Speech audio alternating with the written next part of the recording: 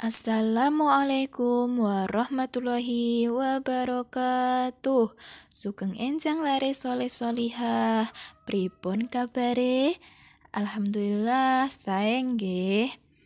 Saderengipun piwulangan iki diwiwiti, ayo maos basmalah sesarengan. Bismillahirrahmanirrahim. Lare-lare dinten niki kita sinau basa Jawa babagan tembang dolanan 1, 2, 3. Nah, ayo sareng-sareng nembang dolanan. 1, 2, 3 tangane sedeku mirengake Bu Guru menawa didangu. 4 nuli 5 lenggahe sing tata aja padha sembrono mundhak ora bisa. Iki lho sirahku mustaka Bu Guru samparane ibu yen sikil kanggoku.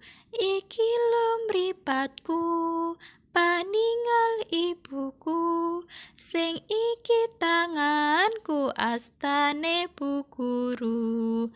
Nah niku tegese tembung kang angel ing tembang dolanan. Setunggal sedeku tegese sedakep. Nomor 2 mirengake tegese ngrungokake. Nomor 3 menawa tegese seumpama. Nomor 5 didangu tegese ditimbali. Nomor gangsal lenggahe tegese lungguhe. Nomor 6 sembrono tegese ora nggatekake. Nomor 7 mustaka tegese sirah. Nomor 8 samparan tegese sikil. Nomor 9 paningal tegese mripat. Nomor 11 asta tegese tangan. Nah, unggah-ungguh yen budal sekolah pamit marang bapak lan ibu.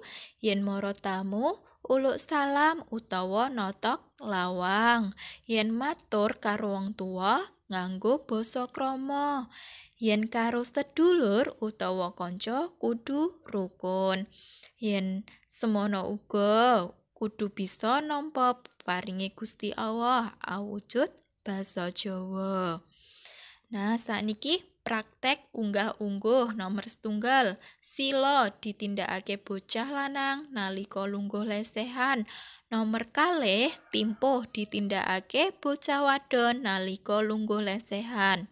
Nah, niku gambare. Nomor 3 mendhak ditindakake nalika lewat sangarepe wong tua.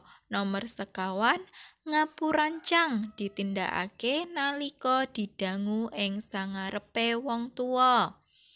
Nomor gangsal uluk salam ditindakake nalika lewat ing sangarepe sapa wae.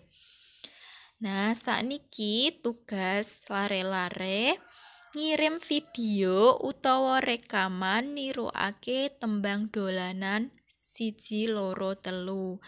Kalih bait mawon mangke dikirim teng Bu Iva lewat WhatsApp.